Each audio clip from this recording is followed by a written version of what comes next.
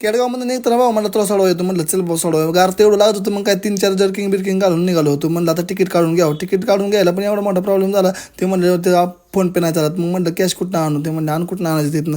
म्हणलं बरं आता अवघड झालं गाड्या. डायरेक्ट गेलो मग मुंबईला. म्हणलं आता मुंबईमधलं सीन बिन काय काढून घेतलं नाही, कारण ट्रेनमध्ये झोपलो होतो. डायरेक्ट दादरमध्ये पोहोचलो होतो. मला म्हणलं दादरमध्ये पोहोचले पहिलं दाखवून घ्यावं बिल्डिंग. म्हणलं पडते का काय नव्हतं अंगाव, तेवढे बघून घ्या. मग पटकन काचची बिल्डिंग होती. डायरेक्ट तिथून गेलो आम्ही डायरेक्ट जुहू बीचला. पहिल्यांदा जुहू बीचला गेलो, थोडंसं फिरलो, कारण क्राऊड तर अजिबात नव्हता. मग काय लाटा बिटा बघितल्या, फक्त नुसतं पाणीच बघितलं.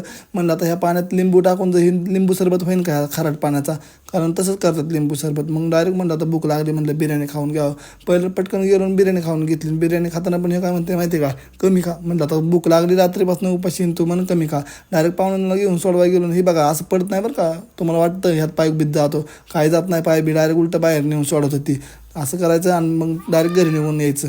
म्हणलं आता मुंबईला गेलो पण फायदाच नाही काय.